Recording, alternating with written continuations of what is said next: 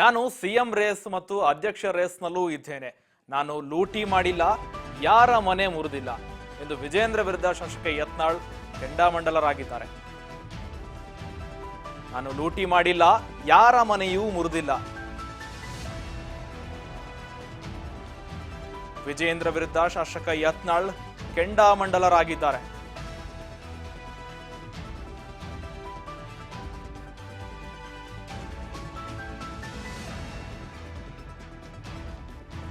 ದಾವಣಗೆರೆಯಲ್ಲಿ ಸೋಲಿಸಿದವರು ಯಾರು? ಬೀದರ್ನಲ್ಲಿ ಸೋಲಿಸಿದವರು ಯಾರು?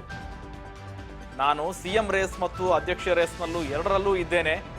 ಈ ಬಗ್ಗೆ ಯತ್ನಾಳ್ ಹೇಳಿಕೆ ಕೊಡ್ತಾ ಇದ್ದಾರೆ. ನಾನು ಏನು ಲೂಟಿ ಮಾಡಿಲ್ಲ ಮತ್ತು ಯಾರ ಮನೆಯೂ ಕೂಡ ಮುರಿದಿಲ್ಲ ಅಂತ ಈಗ ಯತ್ನಾಳ್ ಪರೋಕ್ಷವಾಗಿ ವಿಜೇಂದ್ರ ವಿರುದ್ಧ ಕೆಂಡಾಮಂಡಲಾಗ್ತಾ ಇದ್ದಾರೆ. ವಿಜೇಂದ್ರ ವಿರುದ್ಧ ಶಾಸಕ ಯತ್ನಾಳ್ ಕೆಂಡ ಕಾರ್ತಾ ಇದ್ದಾರೆ. ಪಕ್ಷ ವಿರೋಧಿ ಚಟುವಟಿಕೆ ಮಾಡಿದ್ದು ಯಾರು? ದಾವಣಗೆರೆಯಲ್ಲಿ ಸೋಲಿಸಿದವರು ಯಾರು? ಬೀದರ್ನಲ್ಲಿ ಸೋಲಿಸಿದವರು ಯಾರು ಅಂತ ಸೋಮಣ್ಣ ಸೋಲಿಗೆ ಏನೇನು ಮಾಡಿದ್ದೀರಾ ನೀವು ಅಂತ ಈಗ ಕೆಂಡ ಕಾರಿದ್ದಾರೆ. ಎಲ್ಲವನ್ನೂ ಸೋಮಣ್ಣ ಅವರೇ ಹೇಳಿದ್ದಾರೆ ಅಲ್ವಾ ಅಂತ ಈಗ ಬ್ಯಾಟ್ ಬೀಸ್ತಾ ಇದ್ದಾರೆ.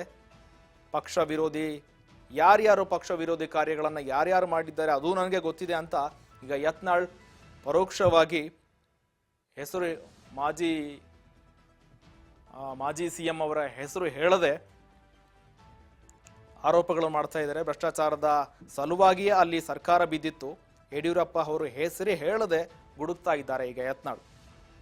ಹಾಲಿ ಸಿಎಂ ಇದ್ದಾಗ ಯಾರ್ಯಾರು ಜೈಲು ಸೇರಿದ್ರು ಅಂತವರನ್ನ ಪಕ್ಷದಿಂದಲೇ ದೂರ ಇಡಬೇಕು.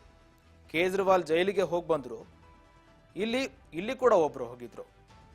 ಈಗ ಬೊಮ್ಮಾಯಿ ಏನ್ ಮಾಡಿದ್ದಾರೆ ಅದು ಕೂಡ ನಮಗೆ ಗೊತ್ತಿದೆ. ದಾವಣಗೆರೆಯಲ್ಲಿ ಬಸವನಗೌಡ ಪಾಟೀಲ್ ಯತ್ನಾಳ್ ಈ ಬಗ್ಗೆ ಪ್ರತಿಕ್ರಿಯೆ ಕೊಟ್ಟಿದ್ದಾರೆ. ನಾನು ಲೂಟಿ ಮಾಡಿಲ್ಲ, ಯಾರು ಮನೆನೂ ಮುರಿದಿಲ್ಲ ಅಂತ ವಿಜೇಂದ್ರ ವಿರುದ್ಧ ಕೆಂಡಾಮಂಡಲರಾಗಿದ್ದಾರೆ. ಸೋಮಣ್ಣ ಸೋಲಿಗೆ ನೀವು ಏನೇನು ಮಾಡಿದ್ರಿ ಅದೂ ಗೊತ್ತಿದೆ.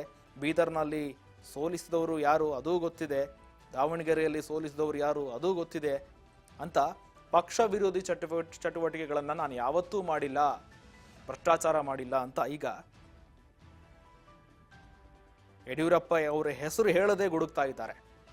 ಭ್ರಷ್ಟಾಚಾರ ಸಲುವಾಗಿಯೇ ಅಲ್ಲಿ ಸರ್ಕಾರ ಬಿದ್ದಿತ್ತು. ಅದೇ ರೀತಿ ಯಡಿಯೂರಪ್ಪ ಅವರು ಹೆಸರು ಹೇಳದೆ ಗುಡುಗಿದ್ದಾರೆ.